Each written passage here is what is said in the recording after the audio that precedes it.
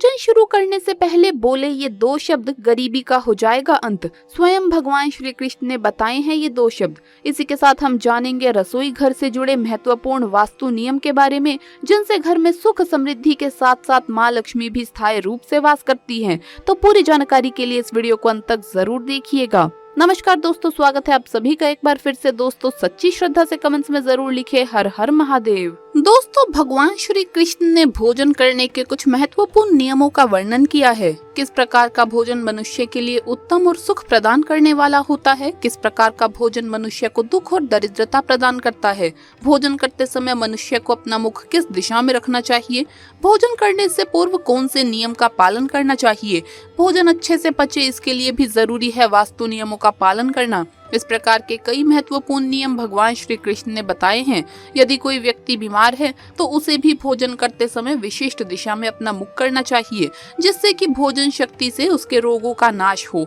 विद्यार्थियों को भी भोजन करते समय विशिष्ट दिशा में मुख करके भोजन करना चाहिए, इससे उनकी स्मरण शक्ति में भी वृद्धि होती है। किंतु विपरीत दिशाओं में बैठकर भोजन करने से रोगों में वृद्धि होती है और मनुष्य की आयु भी कम हो जाती है, साथ ही दरिद्रता का भी सामना करना पड़ता है। इतना ही नहीं, शास्त्रों में ऐसे स्थानों का वर्णन भी मिलता है जहां पर बैठकर भोजन करना अशुभ होता है। इससे जीवन में दुख और दरिद्रता आती है। तो चलिए जान लेते हैं भोजन संबंधित महत्वपूर्ण नियमों के बारे में, जिनका पालन हमें अवश्य ही करना चाहिए। लेकिन उससे पहले आपसे रिक्वेस्ट है कि वीडियो को लाइक कर अपने दोस्तों के साथ शेयर करें, और अगर आपने अभी तक चैनल को सब्सक्राइब नहीं किया है तो सब्सक्राइब करके बेल आइकन जरूर प्रेस कर लें। दोस्तों सबसे पहली बात, भगवान श्री कृष्ण कहते हैं कि मनुष्य को बिना स्नान किए कभी भी भोजन नहीं करना चाहिए। बिना स्नान किया हुआ भोजन मल भक्षण के समान हो जाता है। ऐसे भोजन से जीवन में दुर्भाग्य आता है। आजकल कई लोग बिना स्नान किए ही नाश्ता कर लेते हैं, जो कि शास्त्रों में गलत माना गया है। बिना स्नान किए कुछ चीजों का सेवन किया जा सकता है,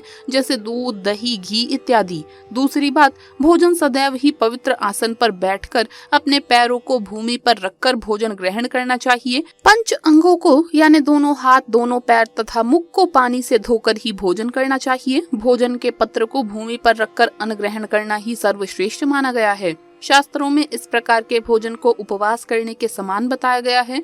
भोजन शुरू करने से पूर्व हाथ जोड़कर मां अन्नपूर्णा को नमस्कार कर धन्यवाद करना चाहिए और उसके बाद ही भोजन की शुरुआत करनी चाहिए। इससे व्यक्ति को भोजन का संपूर्ण लाभ प्राप्त होता है और समस्त प्राणियों को अन्न दान करने का पुण्य प्राप्त होता है। तीसरी बात, मनुष्य को भोजन करते समय क्रोध भूल से भी नहीं करना चाहिए। क्रोध की अवस्था में भोजन करने से भोजन का अपमान होता है और इससे कई प्रकार के रोग उत्पन्न होते हैं।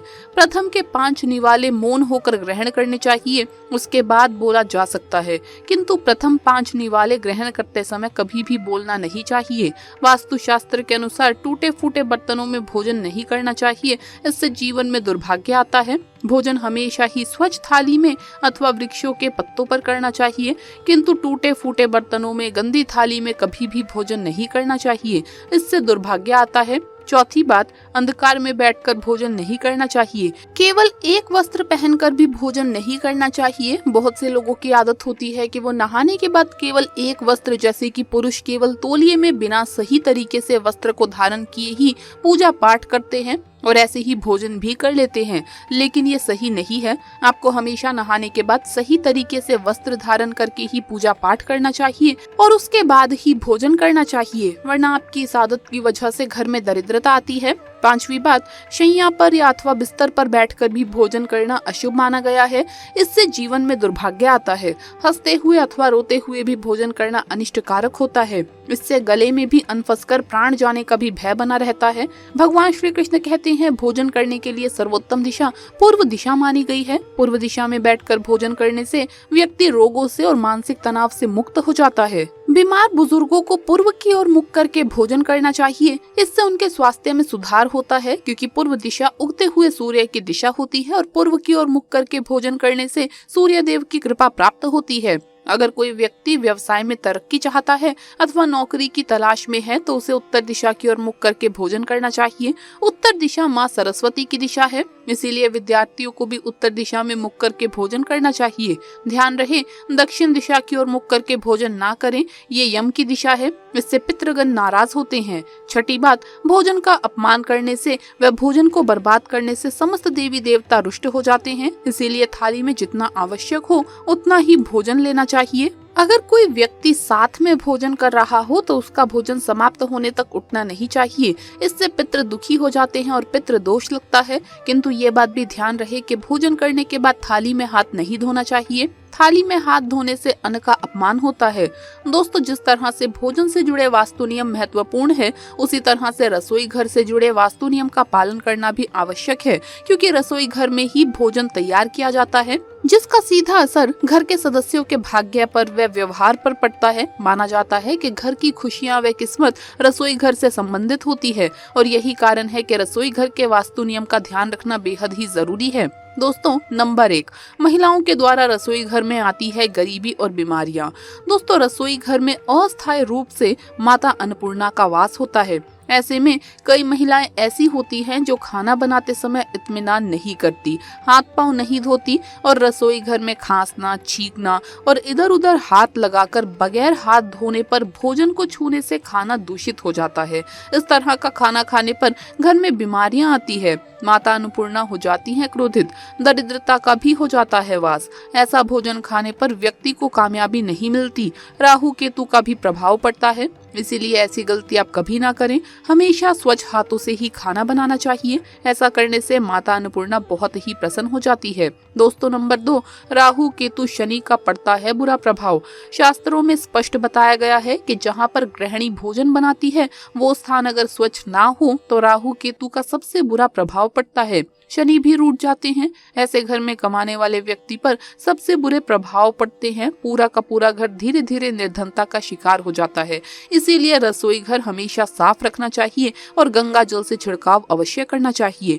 ऐसे रसोई घर में माता अन्नपूर्णा होती है आकर्षित और मिलती है कामयाबी। दोस्तों, नंबर 3, अपने रसोई घर में ज्यादा धारदार चीजें नहीं रखनी चाहिए। इससे परिवार में तनाव बढ़ता है और झगड़े आदि होने लगते हैं। रसोई घर में ज्यादातर धारदार चीजें रखने से नकारात्मकता आकर्षित होती है। इससे अब तक के सबसे बुरे प्रभाव पड़ते हैं। नंबर 4, रसोई घर के सामने जूते, चप्पल, झाड़ू, पोछा कभी भी नहीं रखना चाहिए। इससे माता अन्नपूर्णा नाराज हो जाती है और पूरे घर को गरीबी का सामना करना पड़ता है। इसे पाप भी माना जाता है। इसीलिए जूते, चप्पल, झाड़ू, पोछा रसोई घर के सामने कभी भी नहीं रखना चाहिए। ऐसा करने से घोर अनर्थ होता है, माता अन्नपूर्णा चली जाती है घर से। नंबर 5, रसोई घर में खाना बनाते समय महिलाओं को भोजन झूठा नहीं करना चाहिए। ऐसा करने से मां अन्नपूर्णा का अपमान माना जाता है। इससे घर में दरिद्रता आती है और माता लक्ष्मी भी रूठ जाती है। ऐसे में एक गृहिणी का भी अपमान माना जाता है। घर की सुख शांति सब भंग हो जाती है। इसीलिए अगर आप खाना बनाएं तो सबसे पहले आप खाने को थोड़ा कहीं पर चढ़ा दें या थोड़ा सा कन्या को खिला दें या फिर आप थोड़ा सा भोजन अग्नि को भी चढ़ा सकते हैं। इससे देवताओं को भोग लग जाता है, तभी ही आप भोजन को चख सकते हैं। तो दोस्तों, आपको ये वीडियो कैसा लगा हमें कमेंट्स में जरूर बताएं। इस वीडियो को लाइक करें, अपने दोस्तों के साथ शेयर करें और अगर आपने अभी तक चैनल को सब्सक्राइब नहीं किया है तो सब्सक्राइब करके बेल आइकन जरूर प्रेस कर ले। जल्द मुलाकात होगी अगली वीडियो में। हर हर महादेव, जय महाकाल।